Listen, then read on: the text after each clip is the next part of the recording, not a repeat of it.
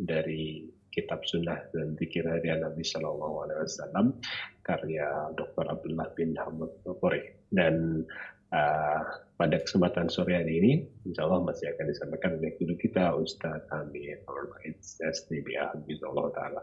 Dan alhamdulillah beliau sudah bersama kita di sore hari ini. Namun kembali kami ingatkan teman sekalian, sebelum kajian dimulai, sama-sama kami ingatkan yang pertama, sama-sama kita luruskan kembali niat, ikhlas karena Allah, karena hanya dengan niatlah perbedaan amalan kita akan diterima Allah Subhanahu wa Ta'ala. Dan kami himbau jamaah menyiapkan alat tulis untuk mengikat ilmu yang disampaikan oleh Ustadz Ami. Dan insya Allah nanti setelah kajian akan ada diskusi terbatas. Mohon disiapkan pertanyaan via chatbox atau raise hand untuk yang bertanya langsung. Dan sama-sama insya Allah sebentar lagi kita simak kajian sore hari ini dengan tema sunnah-sunnah dalam berwudu. Ustaz kami, tafadhol Rasulullah. Barakallahu fikum. Jazakallahu khair. Barakallahu. Assalamualaikum warahmatullahi wabarakatuh. Alhamdulillahi rabbil alamin. Wassalatu wassalamu ala ashrafil mursalin Nabiyyina wa maulana Muhammadin wa ala alihi wa sahbihi ajma'in. Wa ashhadu an la ilaha illallah wahdahu la syarika lah. Wa ashhadu anna Muhammadan abduhu wa rasuluh sallallahu alaihi wa ala alihi wa sahbihi wa man tabi'ahum bi ihsanin ila yaumiddin. Alhamdulillah, puji syukur kita haturkan kehadirat Allah Subhanahu wa Ta'ala. Di kesempatan sore hari ini, kembali bersama sahabat ilmu Darmais, kita bisa belajar bareng dengan membaca buku Sunnah-Sunnah Harian karya Dr. Abdullah bin Mahmud Al-Furai, hafizahullah ta'ala. Dan insya Allah yang akan kita baca adalah berkaitan dengan sunnah-sunnah wudhu. Baik, kita langsung menuju keterangan yang disampaikan oleh penulis. Penulis menyebutkan dalam kitabnya tentang sunnah yang pertama, min sunanil wudu, di antara sunnah wudu. Dan di sini beliau menyebutkan di bagian pengantar, saat wudu ada beberapa sunnah Nabi Sallallahu Alaihi Wasallam. Dan kita sebutkan ala wajhil ikhtisar, secara ringkas. La ala wajhil tafsil, bukan secara rinci. Wa innama udzakiru biha itmaman lis-sunan, dan saya menyebutkan ini dalam rangka untuk menyempurnakan praktek sunnah ketika wudu. Yang pertama adalah as-siwak, gosok gigi. Wa dzalika qabla al-bad'i bil wudu, dan itu dilakukan sebelum mulai wudu atau sebelum berkumur. Wa hadza huwal mawdi'u tsani, dan ini merupakan posisi yang kedua di mana kita dianjurkan untuk bersiwak. Wa taqaddama al-mawdi'ul awwal, dan posisi yang pertama di mana kita disunnahkan untuk bersiwak yaitu bagi orang yang baru saja bangun tidur, maka dianjurkan untuk bersiwak.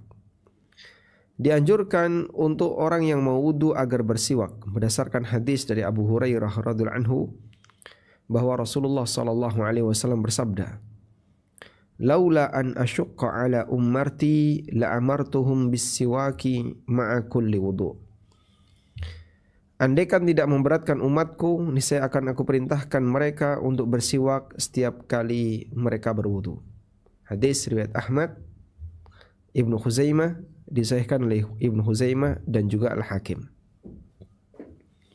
Sekarang coba kita perhatikan hadis ini. Laula an asyqa ala ummati, andaikan tidak memberatkan umatku. Kalimat laula an asyqa ala ummati, laula an asyqa ala ummati, andaikan tidak memberatkan umatku. Baik, ini merupakan dasar bahwasanya dalam perintah Nabi Sallallahu Alaihi Wasallam itu tidak ada bagian yang sulit. tidak ada bagian yang memberatkan umatnya. Ini merupakan dalil bahwa dalam perintah Nabi Sallallahu Alaihi Wasallam tidak ada bagian yang memberatkan umatnya.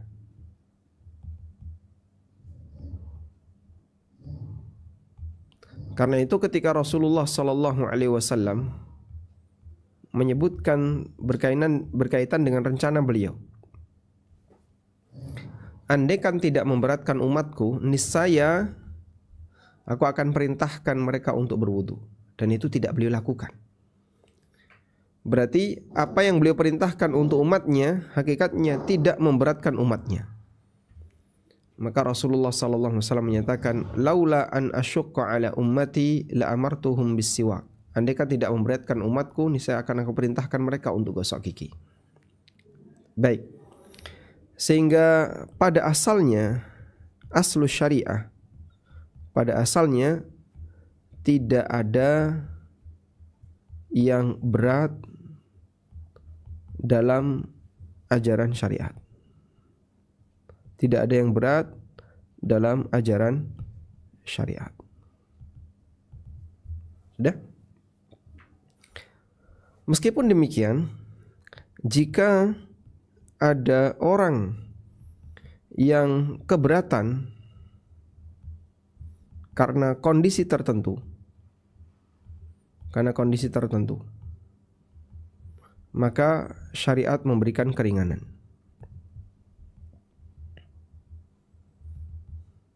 Syariat memberikan keringanan. Sehingga dalam amalan sholat atau dalam amalan wudu, ada orang yang keberatan, saya nggak bisa wudu. Syariat ngasih keringanan digantikan dengan tayamum. Ini digantikan dengan tayamum. Lalu contoh yang lain, dalam amalan sholat, saya nggak bisa berdiri. Boleh sambil duduk, boleh dilakukan, boleh dengan duduk. Maka dalam posisi ini asal syariat itu sudah ringan. Tapi meskipun sudah ringan, barangkali ada bagian dari amalan yang berat bagi sebagian orang. Dan untuk amalan yang berat bagi sebagian orang, syariat memberikan keringanan bagi orang itu, di mana dia dikasih amalan pilihan atau amalan alternatif yang lain. Contohnya, yang berat untuk berwudu, maka dia bisa tayamum. Yang tidak bisa berdiri ketika sholat, dia boleh sholat sambil duduk. Dan demikian seterusnya. Selanjutnya, wali hadithi Aisyah radhiyallahu anha, dan juga disebutkan dalam hadis Aisyah radhiyallahu anha, beliau menceritakan, kunna nu'iddu lahu siwakahu, kami menyiapkan siwak untuk Rasulullah SAW, wa tahurahu, dan alat untuk bersuci yaitu air. Fayab'athuhu Allahu ma syaa ay yab'athahu minal lail, lalu Allah bangunkan beliau di waktu malam sesuai dengan apa yang dia kehendaki. Fayatasawwaku wa yatawaddau wa yusalli, lalu beliau bersiwak, beliau berwudu, dan beliau salat. Sehingga sebelum Nabi SAW tidur,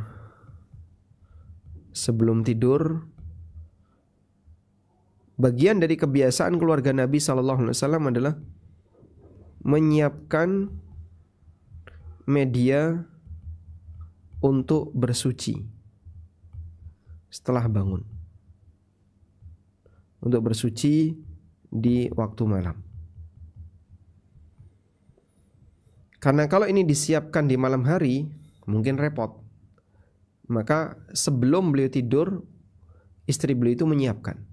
Ini siwaknya Nabi SAW, disediakan air 1 baskom, disediakan perlengkapan untuk qiyamul lail. Masya Allah. Dan mungkin ini sunnah yang hilang. Makanya kalau memang orang itu serius, dia punya niat untuk tahajud, dia akan persiapan.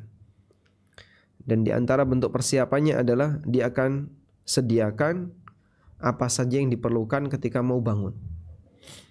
Misalnya dia sediakan pakaian untuk bangun malam, dia sediakan sajadah sebelum tahajud, dan seterusnya.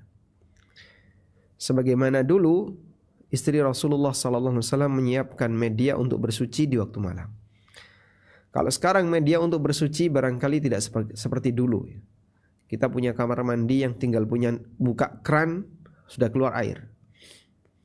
Kalau dulu orang tidak punya media seperti itu. Jadi dia sediakan air dengan cara mungkin ngambil dari luar rumah, 1 ember, 2 ember, lalu dibawa masuk ke dalam rumah, dan nanti ketika begitu bangun air itu sudah tersedia. Demikian yang menjadi kebiasaan para istri Rasulullah Sallallahu Alaihi Wasallam. Sekarang bisa kita tiru dengan cara misalnya nyiapkan alarm, atau nanti ketika tahajud butuh apa? Butuh sajadah, siapkan sajadah. Atau barangkali butuh makanan ringan, biar bangunnya lebih semangat, disediakan makanan ringan. Kayak orang kalau punya rencana untuk sahur, mungkin akan dia kumpulkan makanan-makanan ringan untuk sahur sebelum dia tidur. Baik. Selanjutnya, at-tasmiyah. Sunnah berikutnya adalah membaca basmalah. Berdasarkan hadis dari Abu Hurairah radhiyallahu anhu secara marfu, di situ dinyatakan la wudu'a liman lam yadhkur ismallahi alaihi. Tidak ada wudu bagi orang yang tidak membaca basmalah. Dan di sini ada kesimpulan hadisnya dhaif, dinilai dhaif oleh Abu Zur'ah Ar-Razi, Abu Hatim, Ibnu Qattan rahimahumullah, juga Imam Ahmad. Waqala, dan Imam Ahmad mengatakan la yathbut fi hadzal babi syai'un. Berkaitan dengan membaca basmalah sebelum wudu, itu tidak ada satupun hadis yang sahih dalam masalah ini. Ini berdasarkan keterangan dari Imam Ahmad. Walahu syawahid, namun ada beberapa riwayat pendukung an jam'in minas sahabah, dari beberapa sahabat. Dan semua riwayat pendukung tersebut tidak lepas dari posisi dhaif. Sehingga sebagian ulama menyatakan bahwa hadis dengan semua jalur yang ada yartaqi ila darajatil hasan, naik sampai derajat hasan. Sebagaimana keterangan dari Ibnu Hajar radhiyallahu anhu, Ibnu Hajar rahimahullah, adz-dzahir anna majmu' al-ahadits, yang lebih tepat bahwa kumpulan dari semua hadis yuhadditsu minha quwwatan tadullu ala anna lahu aslan. Semuanya saling mendukung sehingga semakin menguatkan teks hadisnya, menunjukkan bahwasanya membaca basmalah sebelum wudu itu punya landasan syar'i, artinya praktek yang disyariatkan. Dan jika mengambil kesimpulan dari hadis, mengambil dalil dari hadis, fa innahu yuhmalu 'alal istihbab, maka hadis ini disimpulkan bahwasanya membaca basmalah sebelum wudu sifatnya adalah anjuran, dan itu merupakan pendapat jumhur ulama. Wa haditsu Abi Hurairah, sementara hadis Abu Hurairah, yaitu hadis ini, sebagian ulama menilai bahwa dengan menggabungkan semua sanadnya statusnya hasan, dan ini merupakan pendapat ghairu wahidin min ahli ilmi, pendapat beberapa ulama. Ini sebenarnya sebagaimana keterangan dalam Talhisul Habir karya Ibnu Hajar dan beberapa kitab yang lainnya seperti As-Sailul Jarar karya Asy-Syaukani dan yang lainnya. Baik. Kesimpulannya, membaca basmalah sebelum wudu hukumnya anjuran dan tidak wajib. Selanjutnya, sunnah yang ketiga, mencuci kedua telapak tangan 3 kali. Berdasarkan hadis Utsman radhiyallahu anhu yang menceritakan tentang tata cara wudu Nabi sallallahu alaihi wasallam. Wa fihi, dan di sana ada keterangan da'a biwudu'in, di mana Utsman meminta untuk dibawakan wadu. Coba lihat ya, di sini harokatnya fathah, biwadu'in. Apa bedanya antara wudu dan wadu? Tulisannya sama, seperti ini. Tulisannya sama ya. Kalau dibaca dengan fathah, al-wadu artinya air wudu. Kalau dibaca dengan dhamma, al-wudu, maka maknanya adalah kegiatan wudu.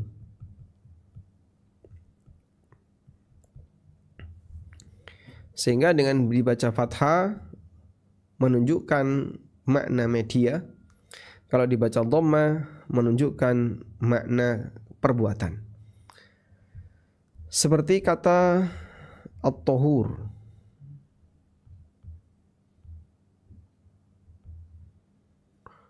Ada dua cara baca. Kalau dibaca dengan fathah at-tahuru, maka di sini menggunakan atau menunjukkan makna media bersuci.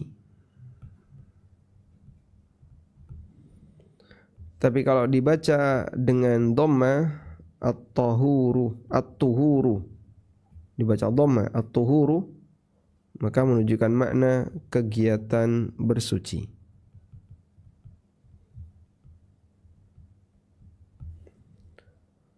Contoh yang lain adalah tulisan as-suhur. Bisa dibaca as-sahur dengan sin di fathah. As-sahur. Kalau sinnya di fathah berarti media untuk sahur. Media untuk sahur itu apa? Ya, makanan untuk sahur. Tapi kalau sinnya di dhamma, as-suhur, berarti kegiatan sahur. Masya Allah. Hanya dengan perubahan harokat, tapi kita bisa lihat ada perubahan makna yang jauh. Nah, di sini dikatakan da'a biwadu'in. Beliau minta dibawakan wadu, artinya dibawakan air wudu. Fatawadda'a, lalu beliau berwudu, faghasala kaffaihi thalatha marratin. Kemudian diceritakan dalam hadis Utsman, Nabi SAW mencuci kedua telapak tangan beliau sebanyak 3 kali. Thumma qala, kemudian Utsman mengatakan, ra'aitun nabiyya sallallahu alaihi wasallam yatawaddau nahwa wudu'i hadha. Aku pernah melihat Nabi sallallahu alaihi wasallam berwudu seperti wuduku ini. Dan hadis ini sahih riwayat Bukhari Muslim.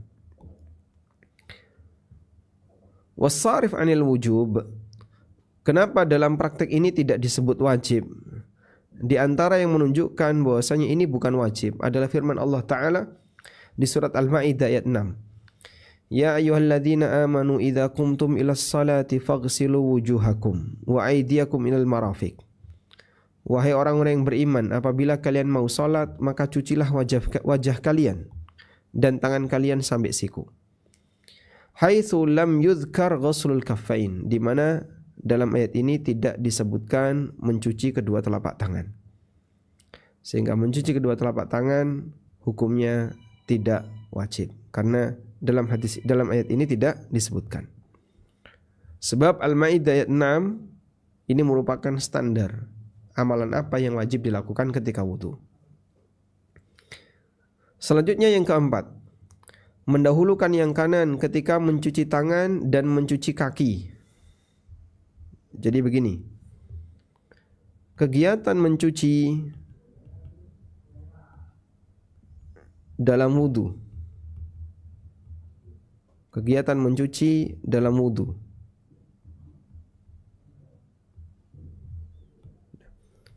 untuk organ yang satu, yang hanya satu, maka tentu tidak ada istilah mendahulukan kanan.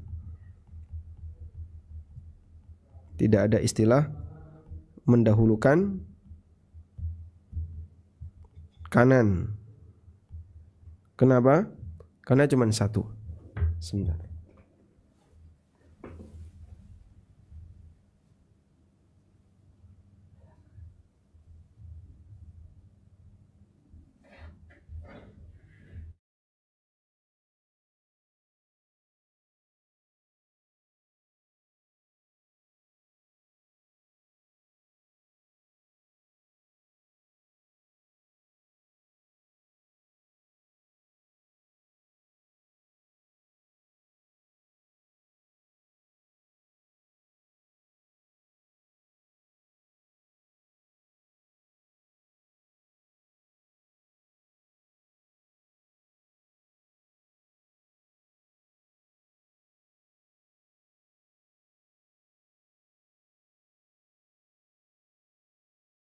Untuk organ yang berpasangan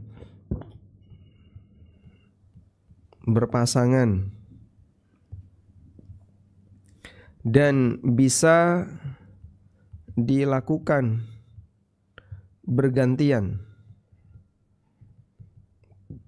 maka di bagian ini dahulukan yang kanan. Yang ketiga, untuk organ berpasangan dan tidak bisa dilakukan bergantian, maka di sini dilakukan bersama. Contohnya, kalau mencuci telapak tangan, mencuci telapak tangan ini kan tidak mungkin bergantian. Gimana bergantian? Baik begini. Kalau bergantian seperti ini, nanti dia tidak bisa saling melengkapi. Maka untuk mencuci telapak tangan itu dilakukan bersamaan. Ini kita kasih contoh telapak tangan. Dia dilakukan bersamaan.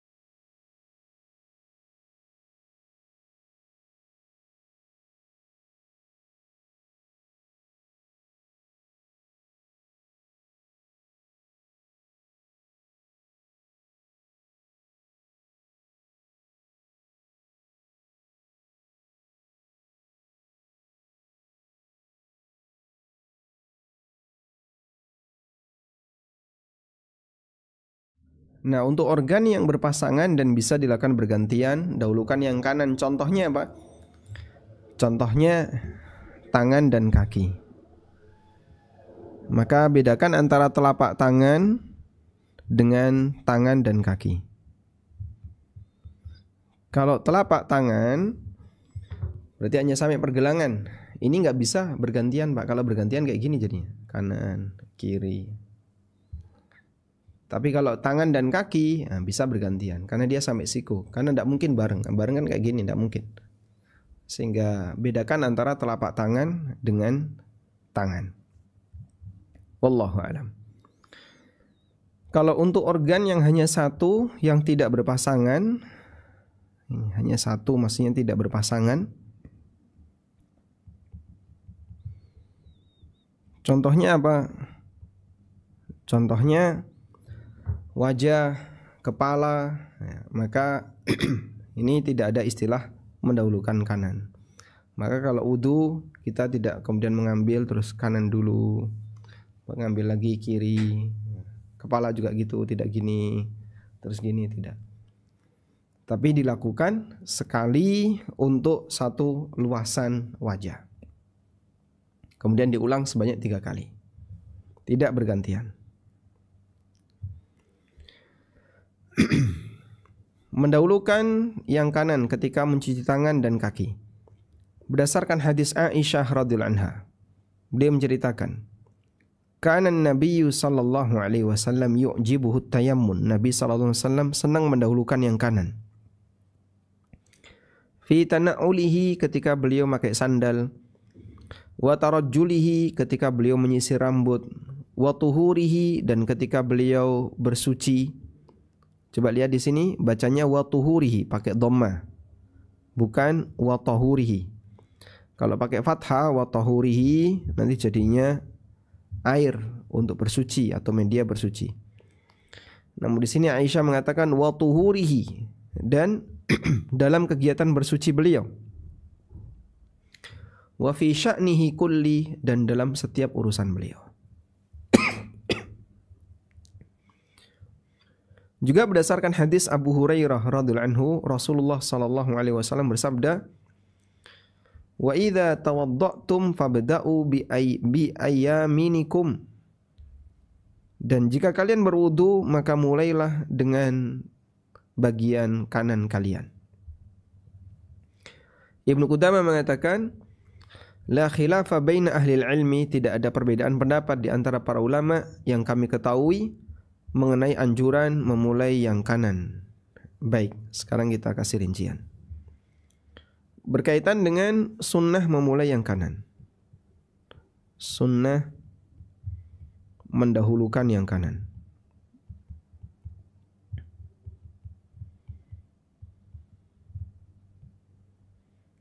Yang pertama, untuk perbuatan yang kesannya baik, untuk perbuatan yang baik kita aja. Perbuatan yang baik atau kebiasaan. Maka di situ dianjurkan mulai dari kanan. Seperti wudu atau bersuci, kemudian apa lagi? Pakai baju, pakai sandal, dan seterusnya. Yang kedua, untuk perbuatan yang kesan kurang baik. Untuk perbuatan yang berkesan, yang nuansanya kurang baik. Saya tulis nuansa kurang baik. Maka mulai dari kiri. Contohnya apa? Contohnya masuk toilet, kemudian keluar masjid. Untuk perbuatan semacam ini, karena nuansanya kurang baik atau menghindari yang baik, maka didahulukan yang kiri. Yang ketiga, untuk perbuatan yang ada beragam nuansa. Ada beragam nuansa. Bisa dinilai baik, bisa dinilai nuansa buruk. Saya sebut nuansa ya, kalau perbuatannya perbuatan baik, semua perbuatan baik. Keluar toilet kan baik, masuk toilet baik. Karena kalau orang mau buang hajat, tentu dia harus masuk toilet. Tapi ini berbicara nuansa. Ada perbuatan yang nuansanya itu beragam, bisa dinilai baik, bisa dinilai buruk. Contohnya apa, Pak? Contohnya bersiwak. Gosok gigi itu dimulai kanan dulu atau kiri dulu? Nah, di sini kan terus ada pertanyaan, kanan atau kiri dulu? Nah, ada dua pendekatan. Jika dipahami bahwa bersiwak itu adalah melakukan sunnah, jika dipahami sebagai pengamalan sunnah,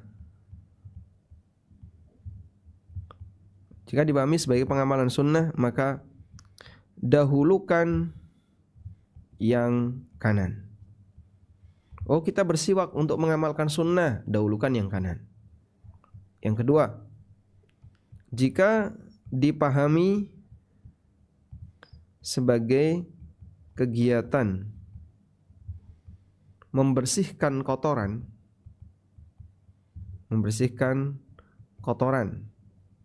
maka jadi kebalikannya, dahulukan yang kiri. Terus bersiwak itu yang benar yang mana? Yang pertama atau yang kedua? Ada khilaf dalam masalah ini. Sehingga saya sebut perbuatan yang beragam nuansa. Artinya beda penilaian, atau di sini beda Beda penilaian, nuansa. Di situ terkadang bisa dinilai perbuatan yang nuansanya baik, dan terkadang bisa dinilai perbuatan yang nuansanya buruk. Maka dalam hal ini ulama beda pendapat, dahulukan yang mana, apakah kanan ataukah kiri, ada khilaf. Hal yang sama juga kita jumpai untuk potong kuku. Potong kuku itu kanan dulu ataukah kiri dulu? Kalau dilihat dari kacamata dia adalah amalan sunnah, maka mereka yang berpendapat seperti ini mendahulukan yang kanan. Namun kalau dilihat dari sisi motong kuku itu dalam rangka untuk membersihkan kotoran, menghilangkan kotoran, izalatu al-adha, maka dianjurkan untuk dimulai dari kiri dulu. Karena masing-masing dikiaskan kepada yang lebih dekat. Kenapa kok pakai kiri, Pak? Seperti orang cebok. Ketika orang itu melakukan istijmar atau istinja, dia menggunakan air, selesai buang air, maka dia menggunakan apa? Tangan kiri. Kenapa? Karena menghilangkan najis. Maka dikiaskan dengan ini adalah semua kegiatan yang menghilangkan kotoran dari badan dianjurkan dahulukan bagian yang kiri, dan demikian seterusnya. Nah, ini ada 3 rincian berkaitan dengan ini ya.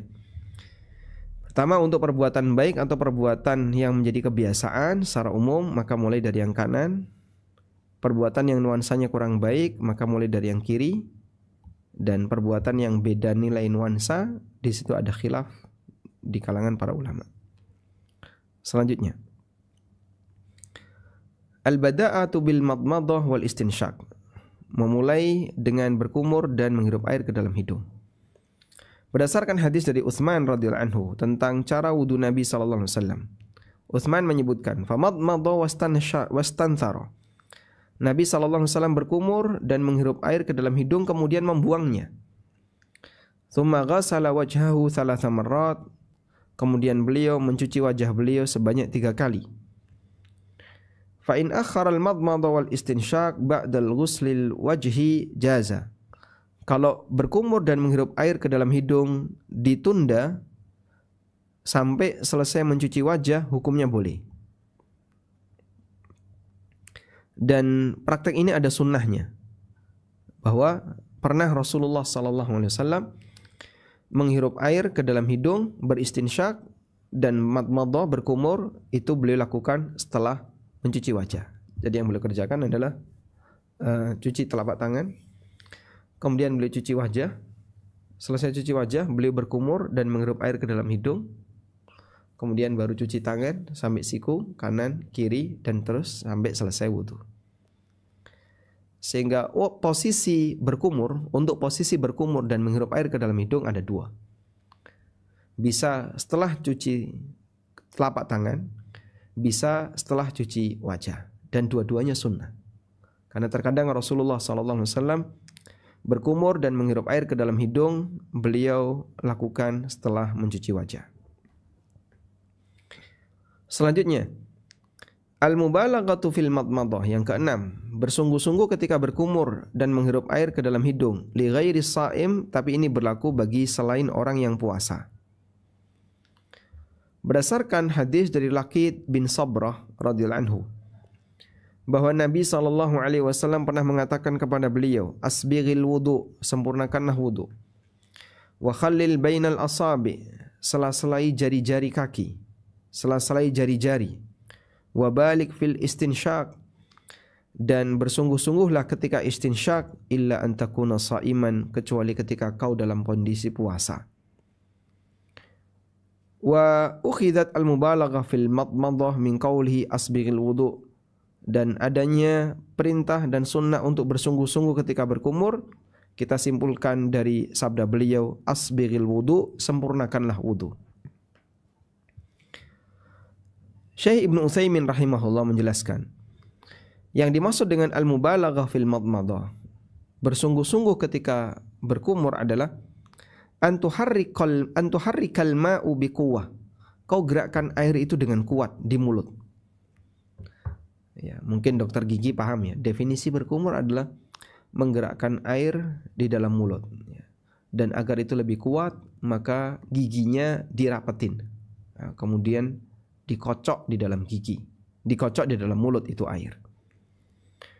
Wa taj'aluhu yasilu kullal fammi, dan air diupayakan untuk sampai di seluruh rongga mulut. Sedangkan mubalaghah ketika istinsyak adalah dihirup dengan keras, ayyajdubahu binafsin qawi, dihirup dengan kuat, ya, dengan nafas yang kuat sehingga sampai di rongga hidung. Dan mubalaghah seperti ini terlalu keras ketika menghirup air ke dalam hidung bagi orang yang puasa hukumnya makruh, karena ini bisa menyebabkan orang jadi menelan air. Dan wa nuzuluhu minal anfi ilal ma'iddah, dan air bisa masuk dari hidung sampai ke rongga perut, sampai ke ke lambung, sehingga tidak boleh bagi orang yang puasa terlalu kencang ketika nyedot. Sabda Nabi SAW, asbighil wudu, sempurnakanlah wudu. Yang dimaksud menyempurnakan di sini adalah air itu sampai di seluruh anggota badan yang harus kena wudu. Wa hadza isbaghun wajib, dan itu adalah bentuk wudu yang statusnya wajib.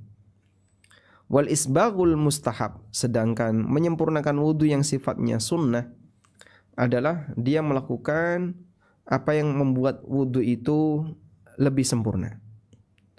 Bidunihi minas sunan, dengan melaksanakan sunnah-sunnah yang lain. Wal isbaghu ajruhu azim, dan orang yang menyempurnakan wudu pahalanya besar, terutama dalam posisi ketika dia enggak suka. Fi halil makarih, dalam posisi ketika enggak suka. Dalam posisi ketika enggak suka maksudnya gimana? Mungkin cuaca dingin atau airnya panas. Dalam posisi tertentu terkadang airnya itu panas. Di Timur Tengah, kalau pas lagi musim panas ya, di suhu sekitar 45 sampai 50 derajat. Kadang kita tidak menjumpai air yang berasal dari tempat yang dingin. Air itu diperalon panas sekali. Tapi hanya itu yang kita jumpai. Jadi kita wudu seadanya. Ka'ayyakunal ma'u baridan fisyita laisa indahu ghairuhu, seperti airnya terlalu dingin di musim dingin dan dia enggak punya yang lain, atau airnya terlalu panas di musim panas sementara dia enggak punya yang lain. Fa idza asbaghal wudu, jika orang itu menyempurnakan wudu, maka ini bisa mengangkat derajat dan menghapuskan dosa. Berdasarkan hadis Abu Hurairah radhiyallahu anhu, Rasulullah sallallahu alaihi wasallam bersabda, ala adullukum ala ma yamhullahu bihil khataya. Maukah kutunjukkan kepada kalian amalan di mana Allah akan menghapuskan dosa-dosa, wa yarfa'u bihid darajat, dan bisa meninggikan derajat. Qalu, maka para sahabat menjawab, bala ya Rasulullah, tentu ya Rasulullah. Kemudian beliau bersabda, isbaghul wudu'i 'alal makari, orang tetap menyempurnakan wudu meskipun dia dalam kondisi enggak suka. Wa kathratul khuta ilal masajid, memperbanyak langkah menuju masjid. Wa intidharus salati ba'da shalah, menunggu salat selesai salat sunnah. Menunggu salat wajib selesai salat sunnah. Dia masuk masjid salat sunnah, kemudian dia tunggu sampai iqamat. Fadzalikumur ribat, itulah ar-ribat. Dan yang dimaksud ar-ribat adalah mengikat satu amalan ibadah dengan amalan ibadah berikutnya. Hadis riwayat Muslim. Nah, selanjutnya bagian dari sunnah wudu yang lain adalah berkumur dan menghirup air ke dalam hidung dengan menggunakan satu telapak tangan seperti ini, sehingga air dituang di satu telapak tangan kemudian dipakai untuk berkumur dan menghirup air ke dalam hidung dengan satu telapak tangan. Berdasarkan hadis dari Abdullah bin Zaid radhiyallahu anhu mengenai cara wudu Nabi sallallahu alaihi wasallam, qala, Abdullah bin Zaid menceritakan, adkhala yadahu fastakhrajaha, beliau masukkan tangannya kemudian beliau keluarkan, famadmada wastanshaqa min kaffin wahida, lalu beliau berkumur dan menghirup air ke dalam hidung dengan menggunakan satu telapak tangan. Fa fa'ala dzalika thalathan, dan beliau lakukan ini sebanyak 3 kali. Qala Ibnu Qayyim, kata Ibnu Qayyim, wa lam yaji al-faslu bainal madmad wal istinsyaq fi haditsin sahihin albattah. Dan tidak ada satu hadis sahih pun, kata Ibnu Qayyim, dan tidak ada satu pun hadis sahih yang menjelaskan memisahkan antara berkumur dan menghirup air ke dalam hidung. Sehingga praktek yang benar bukan berkumur dulu lalu menghirup air ke dalam hidung, bukan. Tapi berkumur dan menghirup air ke dalam hidung dilakukan dengan sekali atau dilakukan bersamaan dengan 1 telapak tangan. Lalu diulangi sebanyak 3 kali boleh, 2 kali boleh, sekali minimal. Wa kana yastanshiku biyadil yumna, dan beliau beristinsyak dengan menggunakan tangan kanan. Wa yastanthir bil yusra, dan beliau istinthar dengan tangan kiri. Sehingga saat berkumur dan menghirup air ke dalam hidung yang kata Ibnu Qayyim enggak dipisah, dilakukan bersamaan. Begitu sudah berkumur dan disedot, gunakan tangan kiri untuk membuangnya.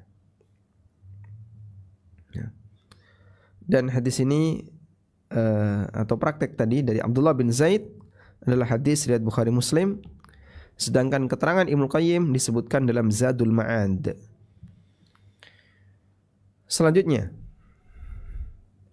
fi mashir ra'si, berkaitan dengan mengusap kepala. Tusannus sifatul masnunah, dianjurkan untuk dilakukan dengan cara yang disunnahkan, yaitu dimulai ketika mengusap kepala, fayadha'u yadahu fi muqaddimi ra'sihi, letakkan tangannya di bagian depan kepala. Thumma yadhhabu bihima ila qafa ra'sihi, kemudian tarik ke belakang sampai ke tengkuk kepalanya. Thumma yarji'uhuma lil makani alladhi bada'a minhu, kemudian balik lagi ke depan. Dan wanita melakukan sunnah yang sama dengan cara yang sama. Wa ma zada minasy-sya'ri an unuqil mar'ah fa innahu la yumsah. Adapun bagian rambut melebihi pundak, melebihi tengkuk, maka itu tidak diusap. Sehingga Anda bisa lihat di sini adalah kegiatannya mengusap kepala, bukan rambut. Maka andaikan ada orang yang enggak punya rambut, orang yang botak atau orang yang gundul, tetap mengusap kepala. Dan batas kepala adalah sampai tengkuk. Batas kepala adalah sampai tengkuk, bukan mengikuti panjangnya rambut. Maka wanita yang rambutnya panjang, ya cukup diusap sampai tengkuk, kemudian dikembalikan lagi ke depan. Selanjutnya, wa yadullu alaihi, dan ini ditunjukkan dalam dalil dari hadis Abdullah bin Zaid radhiyallahu anhu mengenai cara wudu Nabi sallallahu alaihi wasallam. Wa fihi, dan di situ ada keterangan bada'a bi muqaddami ra'sihi, beliau mulai dari bagian depan kepala. Thumma dhahaba bihima ila qafahu, kemudian ditarik ke belakang sampai ke tengkuk. Thumma raddahuma hatta raja'a ila al-makani alladhi bada'a minhu, kemudian beliau tarik lagi lalu kembali ke tempat ketika dimulai. Depan, tarik ke belakang, balik lagi ke depan. Baik. Dan hadisnya riwayat Bukhari Muslim. Selanjutnya, sunnah yang ke-9. At-tathlitsu fi ghaslil a'dha', mencuci anggota wudu sebanyak 3 kali. Cucian yang pertama hukumnya wajib, sedangkan kedua dan ketiga hukumnya sunnah. Wala yuzadu ala thalathin, tapi tidak boleh lebih dari 3 kali. Maka wudu, mencuci kepala atau mencuci wajah sebanyak 3 kali hukumnya makruh. Coba kita lihat. Dalilnya adalah hadis diriwayatkan oleh Bukhari dari Ibnu Abbas radhiyallahu anhuma, beliau mengatakan, Anna Nabiyya sallallahu alaihi wasallam tawaddu'a marratan. Nabi sallallahu alaihi wasallam pernah berwudu sekali-sekali. Hadis riwayat Bukhari. Juga hadis riwayat Bukhari dari Abdullah bin Zaid radhiyallahu anhu. Abdullah bin Zaid ini siapa sih, Pak? Abdullah bin Zaid berkali-kali namanya tadi disebutkan. Di sini ada, kemudian ini juga Abdullah bin Zaid. Lalu di sini tentang kepala ini juga Abdullah bin Zaid.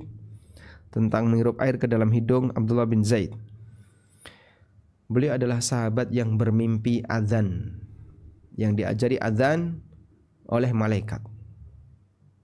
Ketika mimpi, kemudian disampaikan kepada Nabi SAW. Itu Abdullah bin Zaid. Dan disebutkan dalam hadis riwayat Bukhari Muslim dari Utsman radhiyallahu anhu bahwa Nabi SAW berwudu 3 kali. Karena itu yang paling afdol adalah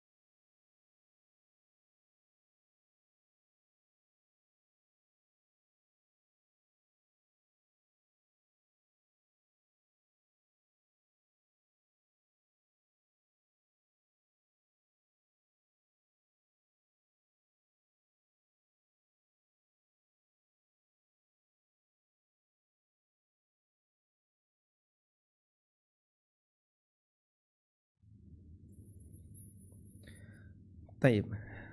Dan yang paling afdol adalah diamalkan secara bergantian. At-tanwi ahyanan, diamalkan secara bergantian. Sehingga kadang kita berwudu sekali-sekali, kadang berwudu 2 kali 2 kali, kadang berwudu 3 kali 3 kali. Wa ahyanan yukhalifu fil adad, dan terkadang dibuat berbeda. Misalnya mencuci wajah 3 kali, lalu tangan 2 kali, kaki sekali. Sebagaimana disebutkan dalam hadis dari Abdullah bin Zaid radhiyallahu anhu, fi riwayatin ukhra, dalam sebagian riwayat. Walakin al-aghlab, namun yang dominan adalah ayyatiya bil kamal thalathan, seseorang melakukan 3 kali sempurna. Fahuwa hadyun Nabi sallallahu alaihi wasallam, itu merupakan petunjuk Nabi sallallahu alaihi wasallam. Namun tidak boleh lebih dari 3. Kalau lebih dari 3, maka masuk kategori berbuat zalim.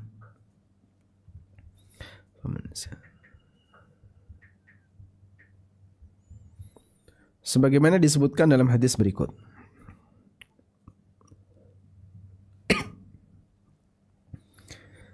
Hadis dari sahabat Abdullah bin Amr.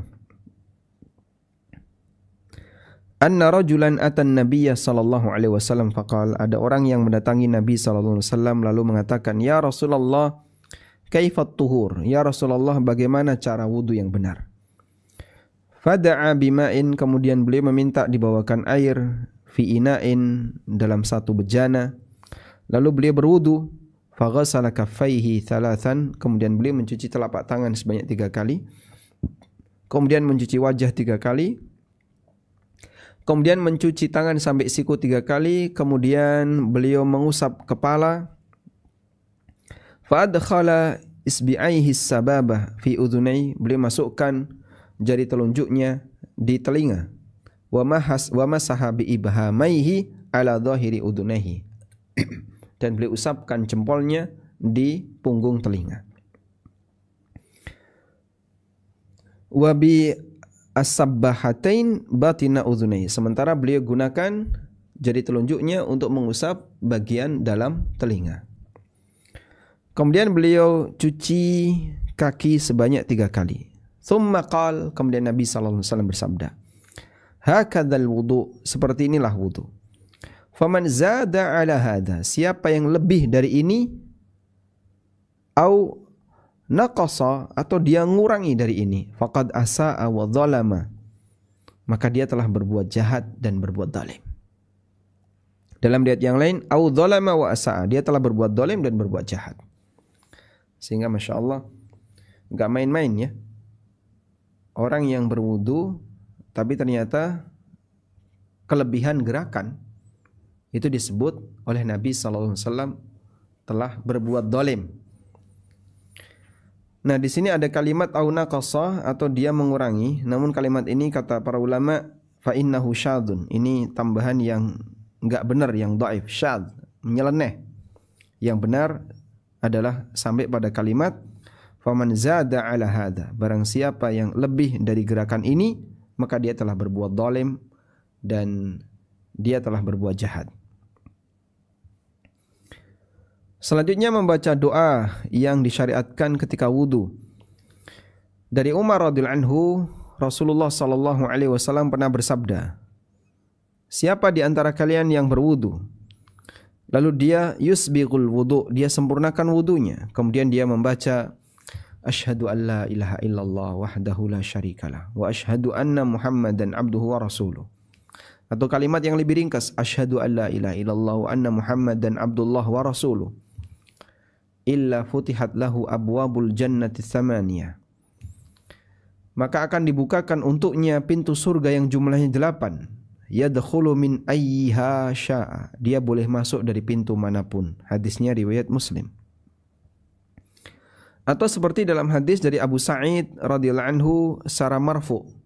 Siapa yang berwudu fa faragha min wudu'ihi, begitu selesai wudu faqal, dia membaca subhanakallahumma wa bihamdika asyhadu an la ilaha illa anta astaghfiruka wa atubu ilaik. Persis sebagaimana doa kafaratul masjid, doa kafaratul majlis. Taba'allahu 'alaiha bitabi, maka Allah akan berikan stempel untuk doa ini. Tsumma rufi'at tahtal arsy, kemudian diangkat dan ditaruh di bawah arsy. Falam tuksar ila yaumil qiyamah, dan itu tidak akan pecah sampai di hari kiamat. Sehingga diabadikan kalimat itu dan disimpan di bawah arsy sampai kiamat. Dan disebutkan dalam sanad yang sahih oleh Ibnu Hajar, dan beliau menjelaskan annahu illam yasihha marfu'an, kalaupun riwayat ini tidak sahih secara marfu', ya, minimal adalah mauquf. Walam yadurrahu dzalika, dan itu tidak mempengaruhi keabsahan keterangan tersebut, karena walaupun mauquf tapi statusnya memiliki status marfu'. Li'annahu mimma la majala fihi lira'yi, karena sahabat tidak mungkin menyampaikan ini dengan logikanya.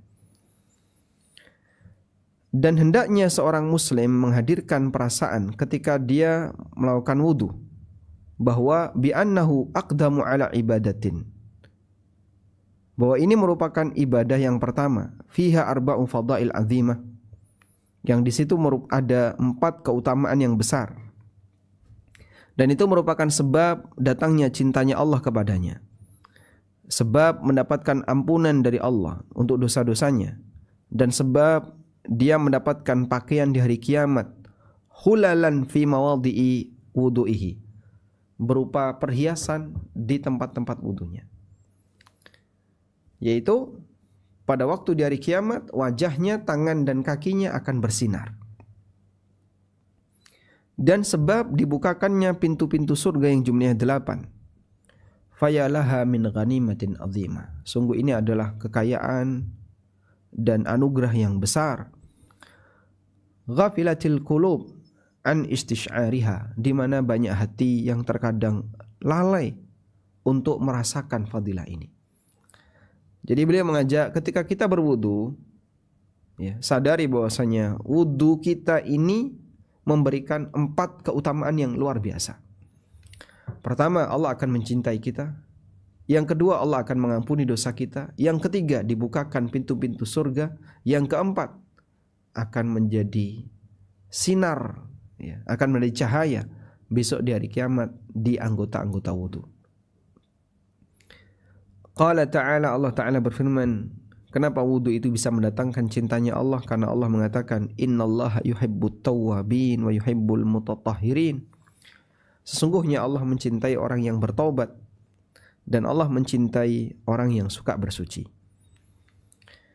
Sementara disebutkan dalam hadis dari Abu Hurairah radhiyallahu anhu bahwasanya Rasulullah sallallahu alaihi wasallam bersabda, apabila seorang hamba yang muslim berwudu lalu dia mencuci wajahnya, maka akan keluar dosa-dosa dari wajahnya.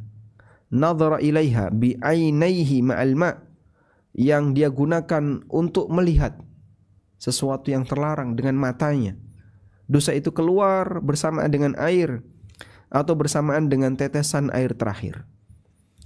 Pada waktu dia mencuci kedua tangannya, maka akan keluar dari kedua tangannya seluruh dosa-dosa yang pernah terjadi karena dia menggunakan tangannya untuk menyentuh sesuatu, bersamaan dengan air atau bersamaan dengan tetesan air yang terakhir. Ketika dia mencuci kakinya, maka keluar dosa-dosa kakinya yang dia gunakan untuk berjalan bersamaan dengan air atau bersama dengan tetesan air yang terakhir. Hatta yakhruja naqiyan minadz-dzunub, sampai dia selesai wudu bersih dari dosa. Hadisnya riwayat Muslim. Dan dari Abu Hurairah radhiyallahu anhu, beliau mengatakan, sami'tu Khalili radhiyallahu anhu, sami'tu Khalili sallallahu alaihi wasallam, aku mendengar kekasihku yaitu Rasulullah sallallahu alaihi wasallam. Tablughul hilyatu minal mu'min, perhiasan cahaya seorang mukmin itu luasnya haitsu yablughul wudu, seluas sampainya air wudu di anggota badannya. Hadis riwayat Muslim. Dan dalam hadis Umar radhiyallahu anhu telah disebutkan bahwa wudu merupakan sebab pintu surga dibukakan. Nas'alullaha min fadlihil wasi', kita mohon kepada Allah semoga Allah anugerahkan kepada kita karunia yang luas. Wallahu alam, wa sallallahu ala nabiyyina Muhammadin wa ala alihi wa sahbihi wasallam. Selesai berkaitan dengan sunnah-sunnah wudu. Baik, kita kembalikan ke moderator. Nah, Ustaz, barakallahu fikum atas materinya.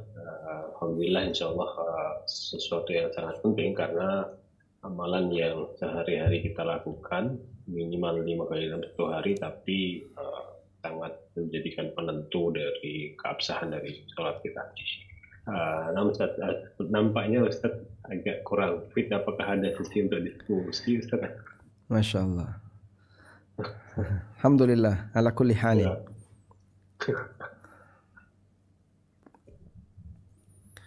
Mungkin 1 atau 2 atau 3. Sebenarnya pertanyaan sudah masuk, ada 8 pertanyaan di kolom chat. Baik, silakan. Insyaallah. Nah, alhamdulillah. Baik, kesempatan pertama kami berikan kepada yang sudah resen dan Ibu Rizky. Tafadhol, silakan singkat. Bukan di-unmute. Iya. Assalamualaikum Ustaz. Waalaikumsalam warahmatullahi wabarakatuh. Tabarakallah Ustaz, semoga Allah sembuhkan. Amin. Ustaz, yang mau Anda tanyakan ini Ustaz, misalkan Anda ini pas mencuci ini ya, misalkan mencuci kaki itu tiba-tiba kurang satu basuhan gitu ya. Itu apa diulangin lagi dari awal wudunya atau gimana? Itu yang bersatu Ustaz. Terus yang nomor 2 yang mau Anda tanyakan ini Ustaz.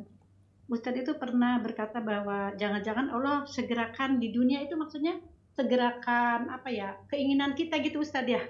Pernah waktu itu Ana ini, jangan-jangan Allah segerakan di dunia, maksudnya apakah misalkan Ana beribadah itu karena ingin mengharap apa dunia gitu, jadi udah disegerakan gitu loh ininya, atau gimana? Mohon penjelasannya Ustadz. Lupa waktu itu Ustadz, jazakallah khairan Ustadz. Yang dimaksud kurang satu gimana maksudnya? Baik. Apabila ada orang yang dia kurang satu, misalnya mencuci wajah baru 2 kali, apakah harus ngulang wudu? Jawabannya tidak. Yang penting dia sudah melakukan minimal 1 dan 1 itu sudah memenuhi ketentuan mencuci wajah yang sah. Sehingga saat dia mencuci wajah sekali, seluruh wilayah wajah ini sudah tercuci. Maka wudunya sudah sah mencuci wajahnya sudah terhitung sah. Kalau misalnya pasangan yang 1 3, yang 1 2, begitu selesai wudhu baru ingat, doh tadi tangan kanan saya 3, yang kiri tak cuci 2. Apakah perlu nambahi? Jawabannya tidak perlu. Sehingga Anda, karena yang penting tadi di cucian yang pertama sudah memenuhi syarat sah mencuci tangan, artinya seluruh anggota tangan sampai siku terbasahi semuanya, insya Allah sudah sah. Selanjutnya, berkaitan dengan disegerakan di dunia. Jika yang dimaksud adalah pahala yang dilakukan oleh seorang hamba disegerakan oleh Allah di dunia, itu mungkin saja terjadi. Salah satunya adalah ada orang yang diberi kenikmatan hidup, semuanya serba nyaman, serba enak, serba nikmat. Bisa jadi amal ibadah kita pahalanya disegerakan oleh Allah di dunia. Dan kalau sudah disegerakan oleh Allah di dunia, bisa jadi simpanan di akhirat sudah nggak ada. Kok bisa Pak seperti itu? Sesuai dengan permintaannya. Ada banyak orang yang ketika dia beribadah itu harapannya harapan dunia, sehingga dia rajin sholat. Kenapa kok rajin sholat? Biar rezekinya lancar. Kok rajin tahajud? Ya biar rezekinya lancar. Rajin puasa biar karirnya lancar. Rajin duha rezekinya lancar. Dalam pikirannya rezeki lancar, rezeki lancar, rezeki lancar. Bisa jadi Allah wujudkan betul. Sehingga dia rajin ibadah dan harapan dia adalah rezeki lancar, Allah wujudkan.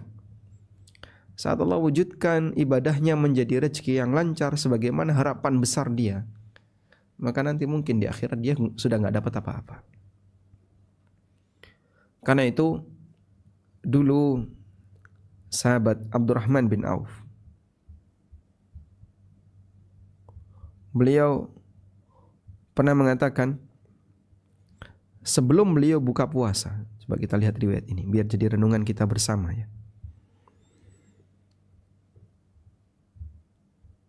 Diceritakan dalam hadis riwayat Bukhari bahwa Abdurrahman bin Auf radhiyallahu anhu pernah dihidangkan makanan untuk berbuka. Wa kana shaiman, beliau puasa.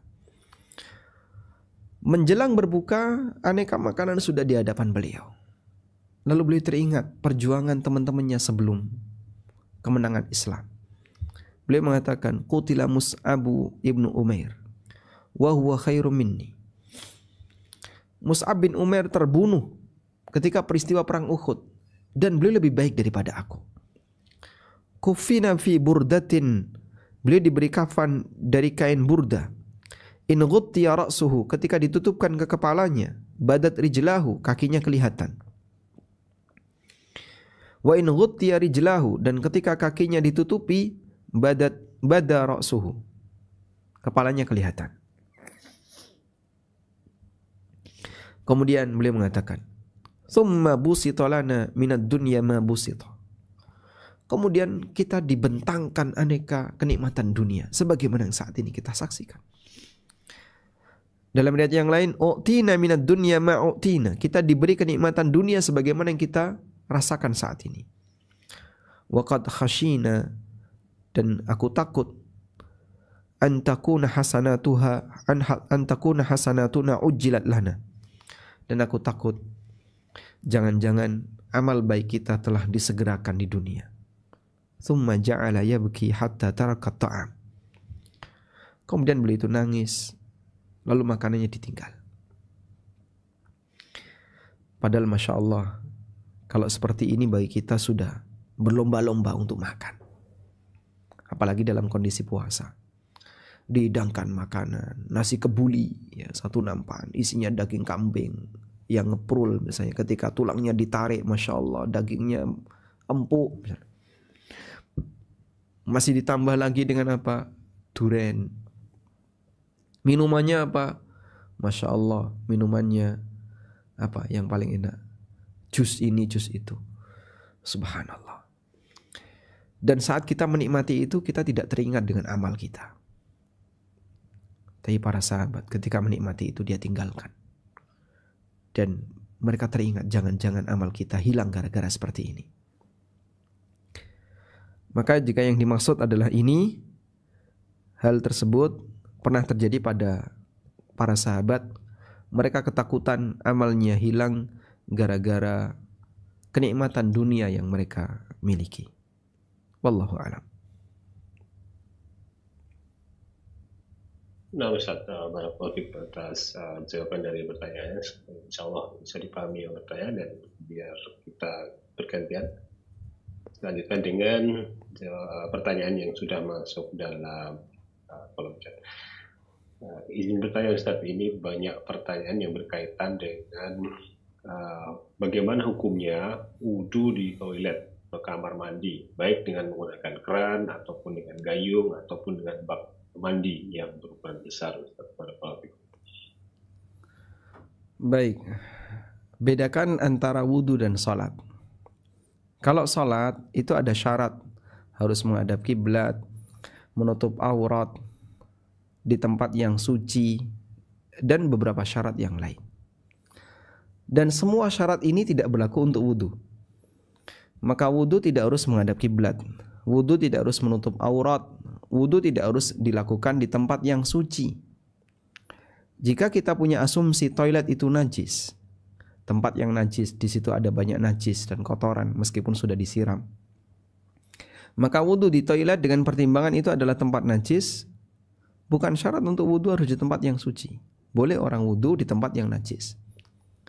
Ya, meskipun tidak boleh najis itu sampai nyiprat ke badan dia, karena dia mau sholat.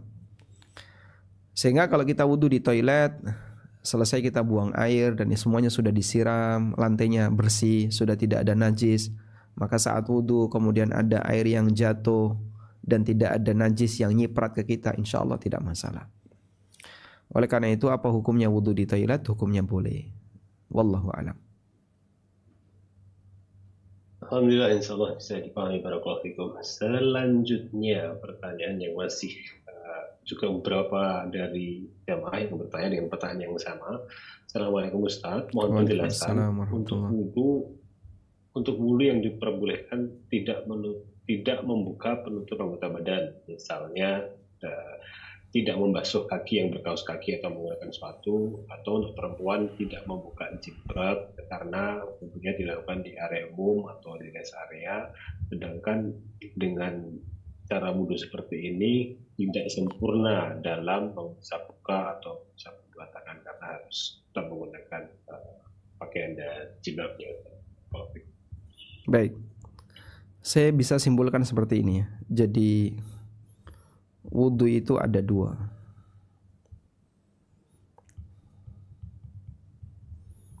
Ada wudhu normal, ini sebagaimana yang tadi kita pelajari, sesuai yang dipelajari.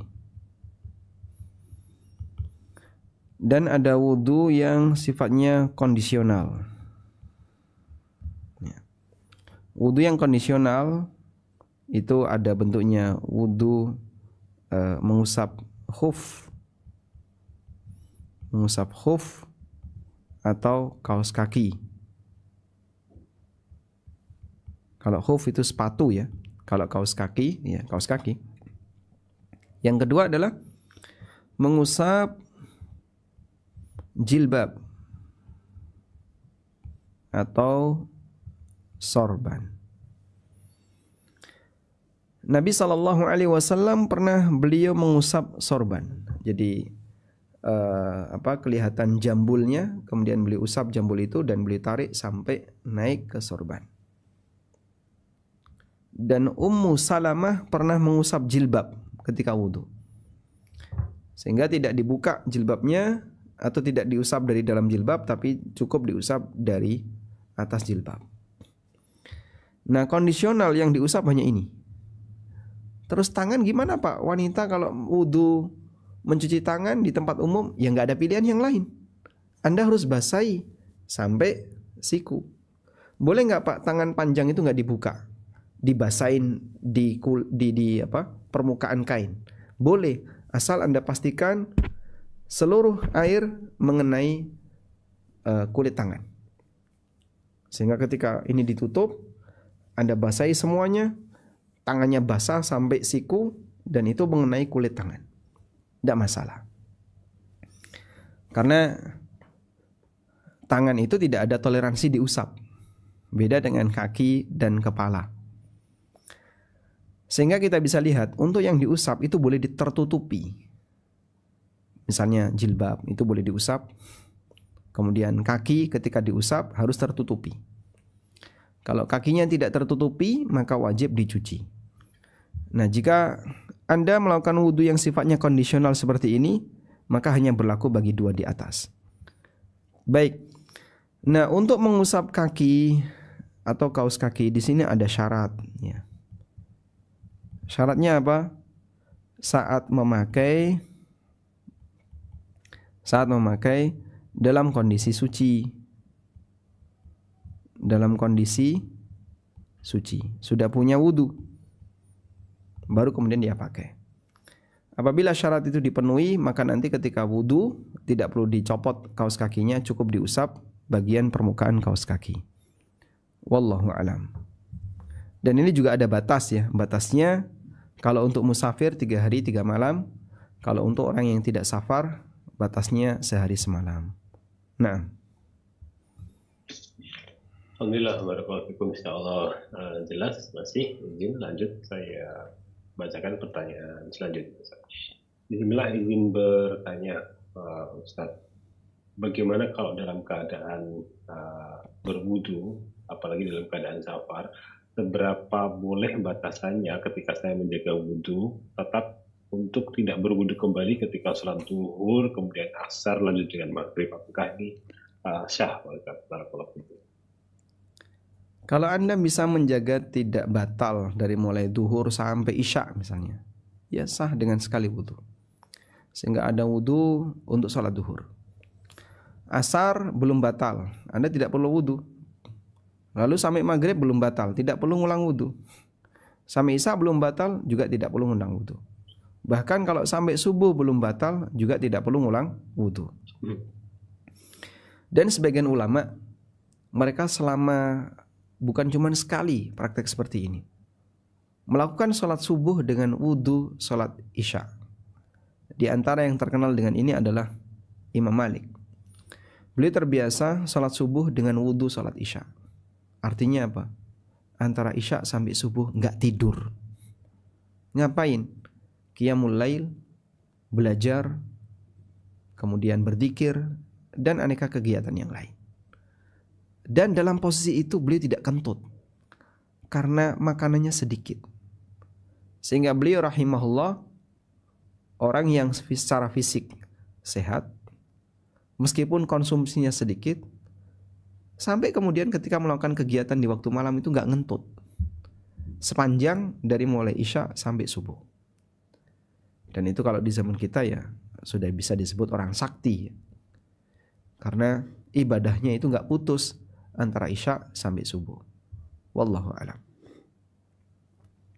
Nah, insyaallah jelas, Ustaz.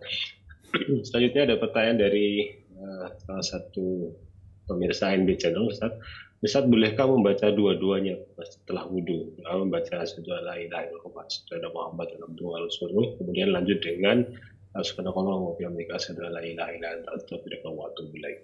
Bolehkah membaca dua-duanya? Barakallahu fikum. Menggabung dua hal ini boleh. Sehingga Anda boleh membaca asyhadu an la ilaha illallah wahdahu la syarikalah wa asyhadu anna Muhammadan abduhu wa rasuluh. Allahumma ja'alni minat tawwabin wa ja'alni minal mutatahhirin.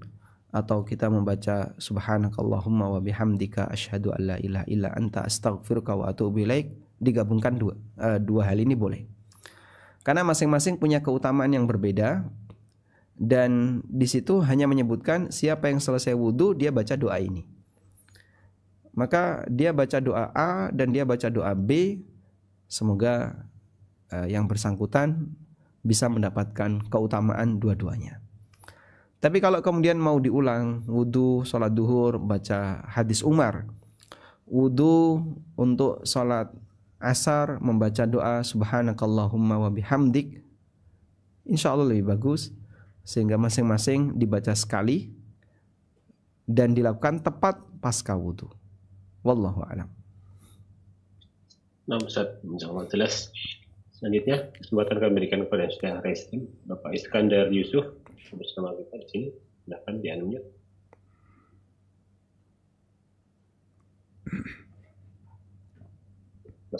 Kemudian kalau belum ada, saya lanjut ke Bapak Gus Abu Adfa. Silahkan di-unmute. Jazakallah. Mohon izin bertanya, Ustaz. Silakan. Terkadang pada saat berwudu di masjid itu ada jamaah yang berwudu dengan tergesa-gesa dan air bekas wudunya mengenai anggota tubuh kita yang sedang dibasuh. Nah, apakah ini termasuk kategori air musta'mal, Ustaz? Dan apakah perlu untuk mengulang wudu saya gitu, Ustaz? Barakallahu fiik, jazakallahu khairan. Barakallahu fiik. Baik, mohon dipahami ya, air musta'mal itu tidak najis.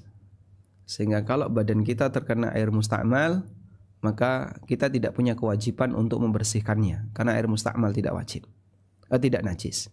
Yang kedua, apabila anggota badan kita terkena air musta'mal, maka sama sebagaimana terkena air yang lain, itu tidak najis. Yang ketiga, lalu apa yang dimaksud kita tidak boleh menggunakan air musta'mal? Yang dimaksud tidak boleh menggunakan air musta'mal adalah air musta'mal dipakai wudhu, itu nggak boleh. Sehingga bedakan antara kecipratan air musta'mal dengan menggunakan air musta'mal untuk wudhu. Ada orang berwudhu kita tadai, sudah? Hasil itu kita taruh di ember, kemudian kita pakai wudhu. Nah, inilah berwudhu pakai air musta'mal. Tapi kalau kita sedang berwudu, kecipratan air musta'mal orang lain, ya sama sebagaimana ketika Anda berwudu, kalau ada air dari tandon di atas nyiprat kena badan kita, ngefek nggak terhadap keabsahan wudu? Tidak. Loh, kenapa? Air ini suci, itu juga suci, sehingga sama-sama air suci. Maka kita berwudu dengan air yang dari keran, bukan air musta'mal, cuman terkena cipratan air musta'mal. Wallahu a'lam. Alhamdulillah, insyaallah jelas. Masih ada waktu, Ustaz. Ada beberapa pertanyaan masih. Baik, mungkin satu lagi Pak, menjelang kurang 6 menit lagi kita masuk maghrib. Nah, Ustaz. Baik, saya bentar izin pilihkan pertanyaan. Baik, Ustaz, izin bertanya, untuk perempuan waktu mengusap kulit kepala saya tidak sampai tengkuk, hanya sampai puncak kepala saja. Jadi selama ini wudu dan sholat saya sahkah atau tidak? Kemudian bolehkah berwudu di akhir kita melakukan aktivitas mandi di dalam kamar mandi, artinya masih belum berpakaian? Barakallahu fiik. Baik, untuk wanita cara wudunya sama sebagaimana cara laki-laki, jadi ditarik sampai tengkuk kemudian dikembalikan ke depan. Bagaimana kalau misalnya hanya sampai puncak kepala, atas kepala, terus balik lagi?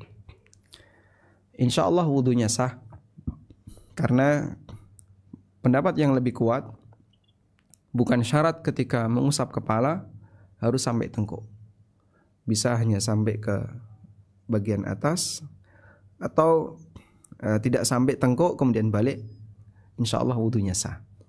Meskipun kalau kita bicara yang lebih sesuai sunnah, sampai tengkuk. Karena itu insya Allah wudu yang Anda lakukan sah dan tidak perlu mengulang, dan konsekuensinya sholat yang dilakukan juga sah. Selanjutnya berkaitan dengan wudu di kamar mandi, selesai mandi langsung wudu, apa hukumnya? Tadi sudah kita sebutkan bahwa dalam wudu itu tidak disyaratkan sebagaimana dalam sholat, menutup aurat, menghadap kiblat, di tempat yang suci dan seterusnya. Boleh nggak berwudu dalam kondisi tidak menutup aurat? Hampir semua wanita ketika berwudu dia tidak menutup aurat, karena dia buka jilbab ketika di rumah. Terus gimana itu Pak, wudunya kok tidak menutup aurat? Nah terus gimana wudu harus menutup aurat? Nanti Anda pakai jilbab terus wudu, padahal itu di dalam rumah, basah semua jilbabnya. Anda ketika berwudu di tempat khusus wanita, pasti Anda akan buka jilbab, kemudian berwudu, ngusap wajah, kemudian mencuci wajah, ngusap kepala juga seperti itu. Baru setelah itu Anda pakai jilbab, pakai mukna. Maka untuk wanita, wudunya pasti dia akan membuka aurat.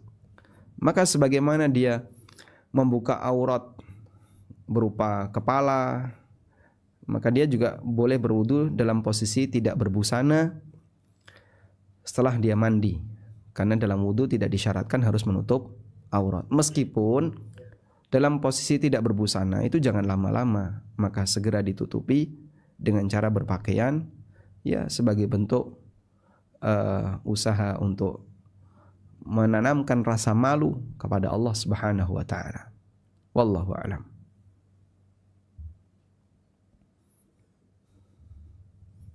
Nah, Ustaz, ada satu susulan pertanyaan lagi, Ustaz. Maafkan ini, Ustaz. Baik, silakan.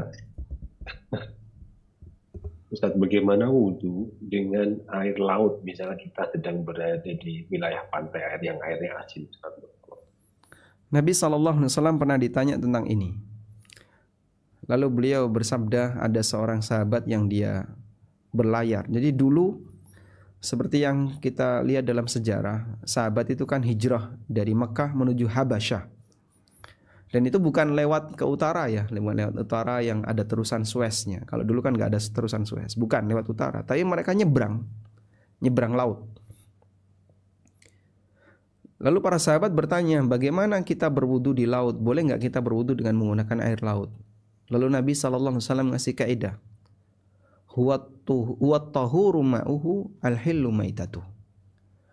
Air laut itu airnya bisa dipakai untuk bersuci dan halal bangkainya. Maka berwudu dengan menggunakan air laut boleh, karena Nabi SAW mengatakan tahur, air laut itu bisa dipakai untuk bersuci. Sehingga wudu dengan air laut hukumnya diperbolehkan. Wallahu a'lam.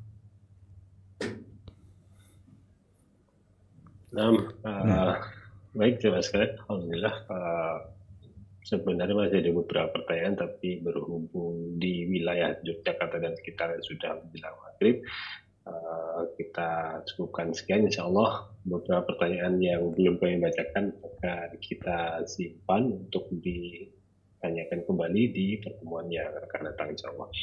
Dan kami ucapkan barakallahu fikum dan jazakallahu khairan Ustaz atas penyampaian materi dan jawaban pertanyaan. Semoga Ustaz diberikan kesehatan dan segala kesembuhan dan kembali fit terus lagi untuk terus menyampaikan kaidah keimanan untuk kita semua. Kami juga ucapkan jazakumullah khairan atas partisipasi dari jemaah sekalian baik di Zoom maupun juga di ANB Channel, dan kami akan kembali untuk menyimak apa yang sudah disampaikan dalam kajian sore hari ini di ANB Channel. Silakan dimurojaah, dan untuk menyimak jadwal-jadwal kajian juga silakan bergabung di WhatsApp grup Sahabat Ilmu Darmais. Dan alhamdulillah kita sudah sampai di penghujung kegiatan kajian sore pada Selasa pekan pertama ini, dan insya Allah kita kembali ketemu di Selasa pekan ketiga yang akan datang. Barakallahu fikum. Wabillahi taufiq hidayah. Wassalamualaikum warahmatullahi wabarakatuh. Subhanakallahumma wa bihamdika. Subhanakallahumma wa bihamdika. Barakallahu fikum. Barakallahu fikum. Kami pamit. Barakallah. Recording stopped.